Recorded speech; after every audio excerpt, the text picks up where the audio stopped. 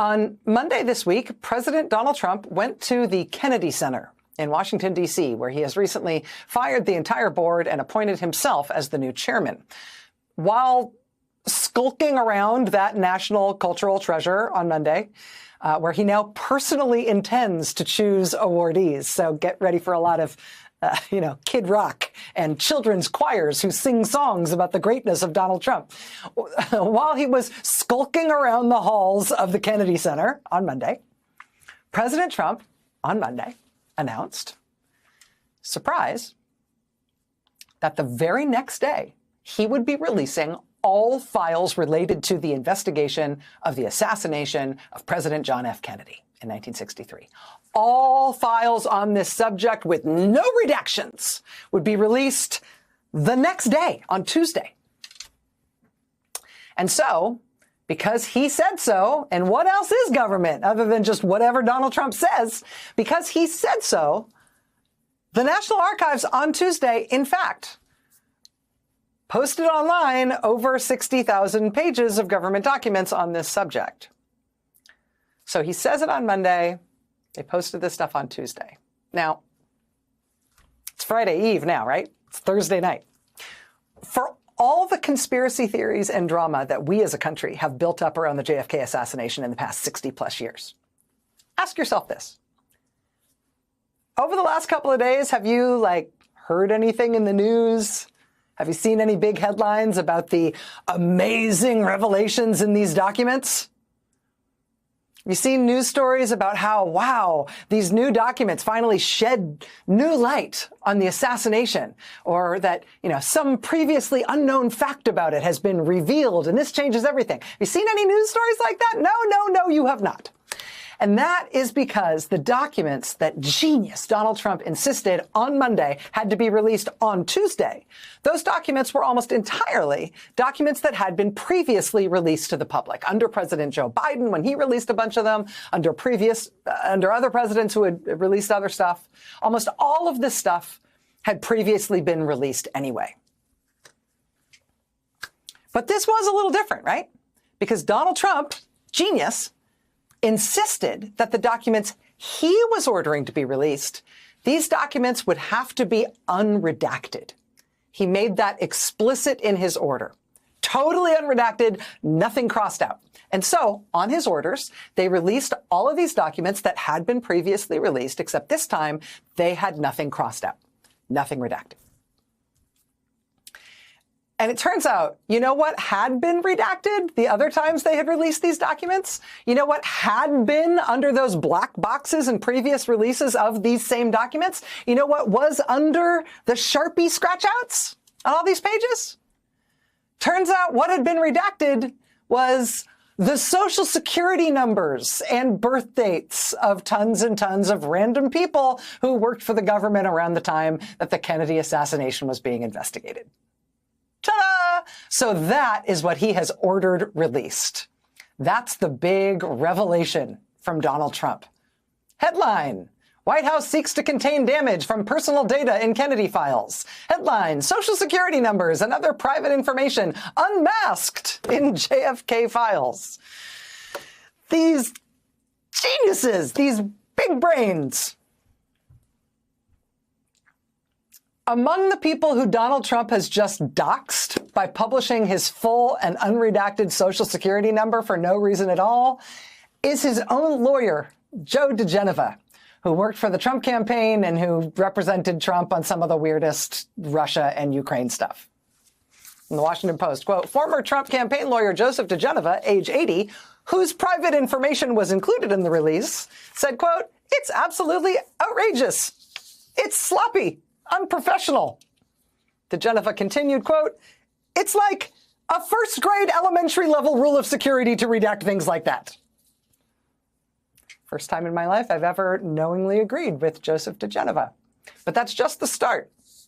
The Washington Post further discovered that Donald Trump, in his infinite wisdom, has just published the full, accurate, and complete, quote, Social Security numbers, birthplaces, and birth dates of not just random people, including his own lawyer, but, quote, more than 100 staff members of the Senate Church Committee and more than 100 Social Security numbers of staff members of the House Select Committee on Assassinations, which investigated the killing of John F. Kennedy.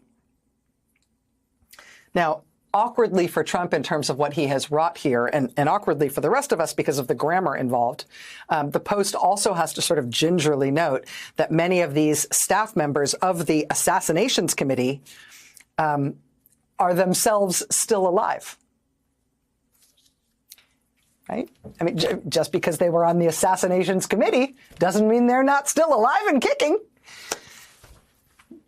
And now Donald Trump has ordered all of them to be very thoroughly doxxed, which, among other things, appears to be quite illegal. Both the Washington Post and the New York Times spoke with experts who told them that this very well looks illegal. What Trump just did here appears to pretty bluntly violate U.S. privacy law. At least one person who had his or her Social Security number published by Trump has started discussing bringing a lawsuit against the government for having done this. Probably pretty good grounds to do that. It's also helpful to keep in mind who exactly we're talking about here, right? If these people were Senate staff members and House Select Committee staff members in the 1960s and 70s on committees that were doing intelligence investigations and the investigation of the Kennedy assassination and the investigation of the investigation, I mean, people doing that kind of work in government in the 60s and 70s, well, a lot of those people stayed in government or in public service, and that was one step in what turned into a very impressive career in public service, right? A lot of these people ended up later on in their life with very impressive, very important jobs. The people who Trump just doxed include this list. I mean, this is from the Washington Post again. Quote, many whose Social Security numbers were exposed had become high-ranking officials in Washington. They include a former Assistant Secretary of State, former U.S. Ambassador, researchers in the intelligence world, State Department workers, and prominent lawyers. The Post was first to report that this is what Trump did. The New York Times adds this tonight, quote, White House officials acknowledged today that it was only after the papers were made public that they began combing through them for exposed details. Only after they were made public. So Trump was bumbling around in the halls of the Kennedy Center, being a genius, when he announced, when he blurted out Monday, apparently with no planning else anywhere else in the government, when he just blurted out that the Kennedy assassination records will be released tomorrow. Because he said it, and that's how the government works now, they then released the documents the next day, Tuesday, and then, quote, on Wednesday, the day after that, that's when the White House ordered that the pages be combed for exposed Social Security numbers, which, of course, had all already been published by the hundreds. Now, after that ready, fire, aim routine, they're now trying to fix it. The White House has now, quote, directed the Social Security Administration to issue new Social Security numbers to the affected people in an extraordinary response to mitigate the potential harm of the disclosures. They will also be offered free credit monitoring.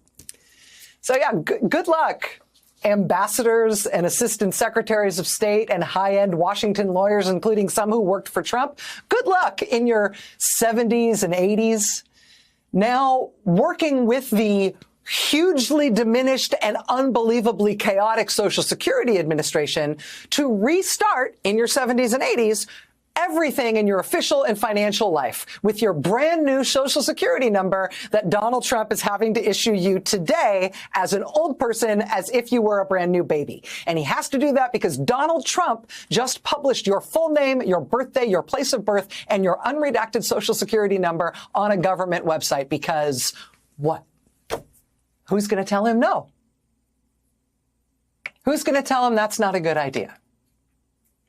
And that actually is the most amazing part of all of this, because it does not actually appear to have been a mistake.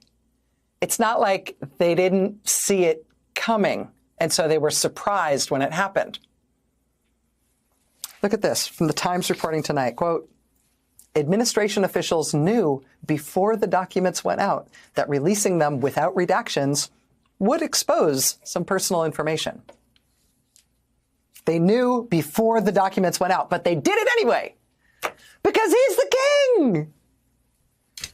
And what, you're going to tell him the genius brain fart he had about Kennedy while he was walking around the Kennedy Center is somehow not the world's greatest and well thought out idea?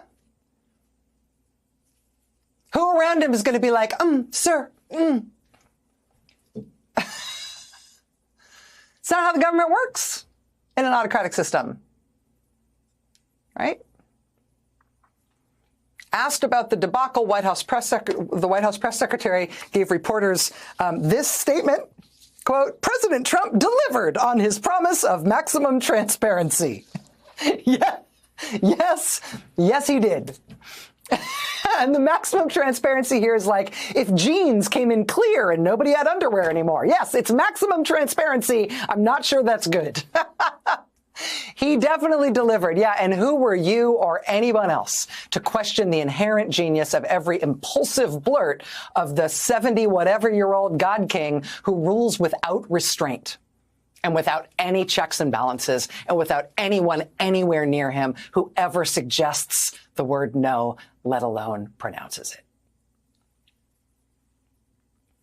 Geniuses.